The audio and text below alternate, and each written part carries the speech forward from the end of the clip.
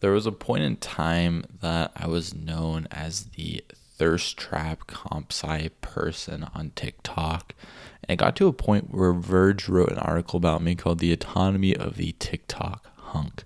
There was a minor controversy over that article, but what I want to talk about is how it got to that point where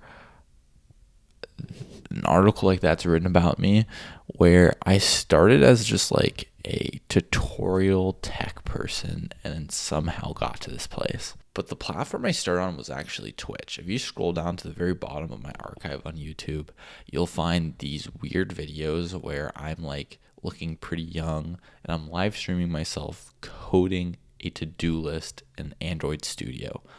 I don't know why I decided to do this, but I was a beginner. I had just learned Java and I was like, yeah, I want to get into Android apps. So I started building Android apps. And I was like, why not better way to build it than do it live on Twitch? And I recorded myself doing it. Even though I was terrible at making Android apps, I didn't know how to do it. And it's just, you're like watching this kid Google errors for 2 hours. And it was content that was, who would watch this, right? But for whatever reason, I took the live stream at the end of it and I put it on YouTube. And then I just didn't look at it for like a year or two or something. And now I'm in college and I look back on that YouTube video that I posted on Twitch and it got 10,000 views, which at the time, if you're not somebody who's making content, 10,000 views is like, holy crap, what the heck? Am I a content creator now? Like, whoa, I got 10,000 views. But I looked at the video, I'm like, this is a terrible video. I am a kid Googling errors for 2 hours. That's not good content. Not that I knew what good content was, but I knew that was bad content. So I was like, all right, what if I just do that, but like a little bit better each time, like try to do better. And that's when I started being like, all right, what am I into at the time? And I was obviously still into coding and I was getting a comp sci degree and I was like, they don't teach you web dev in school. So I wanted to learn web dev. I just looked up tutorials, tried to build things, and then taught people what I was learning at the time. At first, I didn't tell anyone I was making these videos because I was very nervous and I was very self-conscious about the content I was making. I didn't think it was very good. You can go back and watch it if you want. I kept it up because, like, why not? Like, everyone starts somewhere. I didn't tell my parents, I didn't tell any of my friends. I just sat there and started, like, binge creating content. Like, I'd try to create content every single day or just, like, a lot each week and making these tutorials of what I was learning until I, like, got more comfortable doing it. I learned I have somewhat of a passion for teaching coding, so that worked out well for making videos about it. But even beyond that, just the fact of like trying to teach people what I was learning at the same time made me way better at programming. So I liked both of those things. And I just kept doing it for like a good while, like maybe 1 year or 2 years. I can't remember the exact time frame. But it got to a point after like making like 700 coding tutorials, like a lot of coding tutorials, where my coding tutorials were getting pretty good. Like I felt good about making coding tutorials, and I got like maybe like 20,000 subscribers on YouTube. So I was getting like a little bit of, people following and knowing who I am of making these videos. But I noticed when I was making these videos that the ones where I would just like spout out a hot take about a piece of technology, because when you're coding that much and making that many tutorials, like you know what's good, you know what's bad. And so I'd make these videos where I talk about the things I liked and disliked, and those videos always did a little bit better than the coding tutorials, which was obvious, which was like, some people want to learn how to code, but other people want to hear you talk about code, or like they already know how to code. They want to hear like what's good, what's bad, that sort of thing. April 1st changed the trajectory of my YouTube channel. Up until that point, all my videos were very serious. I was sit down, code out the thing, and there was no jokes, there was no laughter, but that was fine. That's how I wanted it.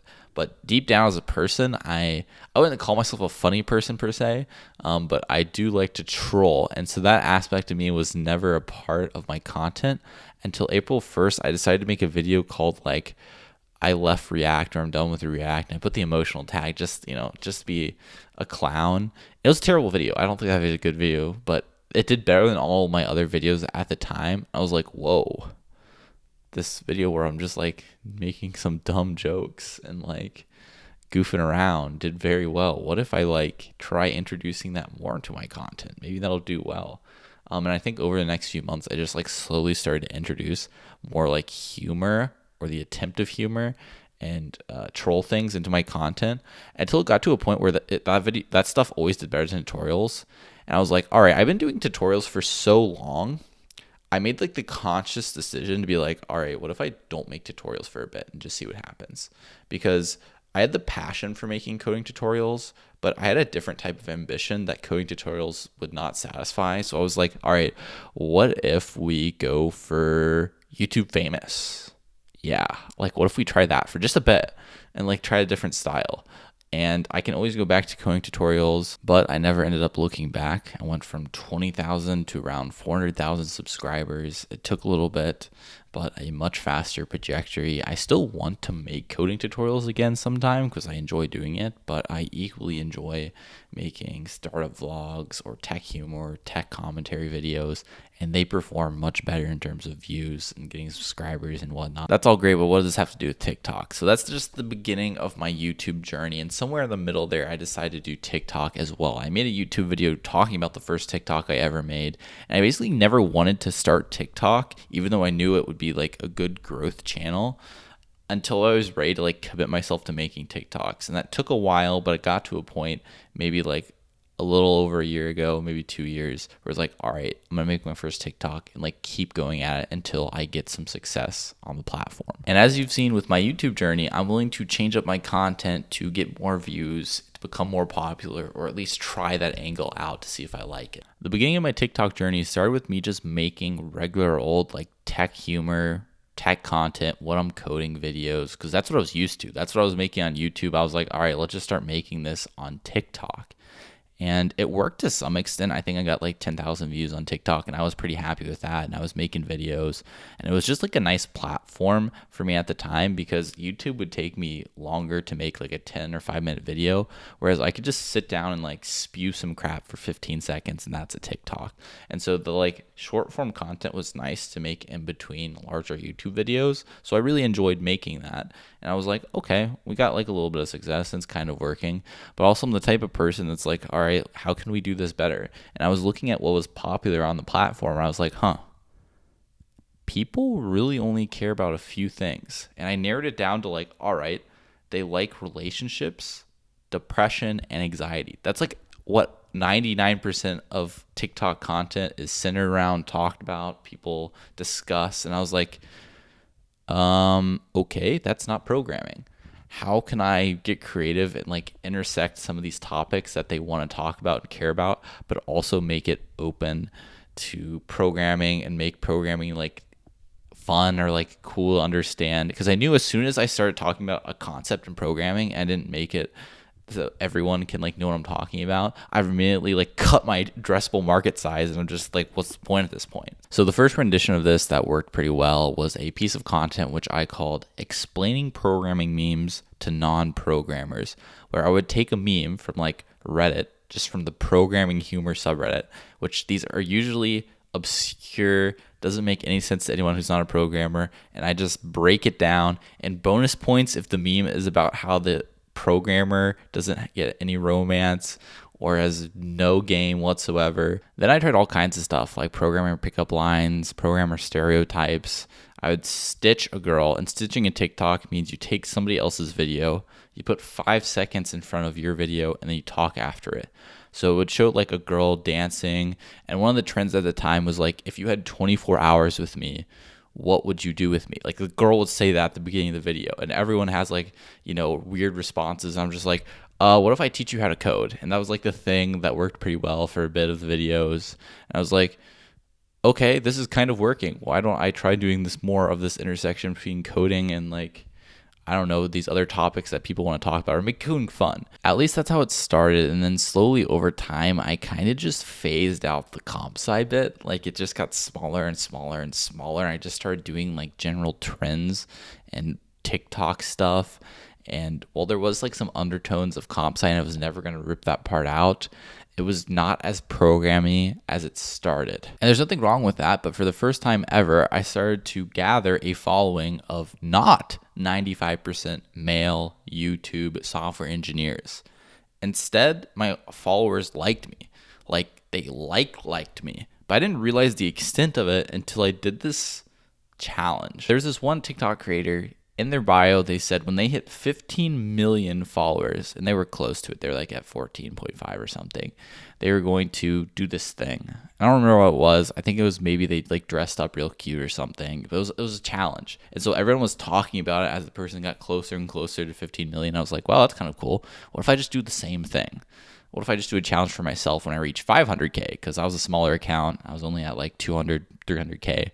And we'll do a fun thing at 500,000. The grand idea I had was, what if I took off my shirt at 500K? I got this idea from basically test running the idea in kind of a weird way, where I got it originally from making this video on TikTok where I was explaining a programming meme, and I offhandedly mentioned how like I look like that one guy who's jacked. And then the top comment or something was like, haha, you should take off your shirt, ha ha ha ha.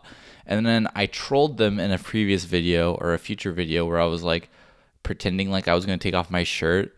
And then there's this trend where you're like, haha, I didn't take off my shirt. And you like take a picture of them and you like catch them being down bad or something. It was a trend. I did something like that and it went crazy. And everyone's like, haha, actually take it off now. Like, haha, haha. And I was like, all right, what if we just like actually do that 500K? Like, it's not that weird for a guy to take off his shirt. Like, that's like kind of, a thing. Maybe it's a little bit more weird for a programmer to do it, but like, Fast forward to 500K, I do the video, blah, blah, blah. And afterwards, the aftermath was this comment section that transformed into what can only be described as like the thirstiest comment section on TikTok. Like, my comment section was like a little thirsty before this, but after this, it was just like, what are these comments? Like, it came a point where people would visit my TikToks not for my videos, but just to go read the comments and see what they were saying. There's not really much more to the story. I just continue making more jank videos on TikTok, riding the hype wave till around like 800K, a little over 800K, and I'm like, okay, I'm done now. I've had enough. It got to a point where my followers were expecting content that I didn't really want to make, and I felt uncomfortable making.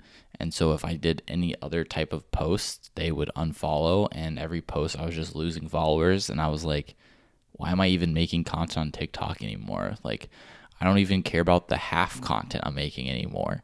And I just realized that I just like lost touch with what I actually cared about making content about.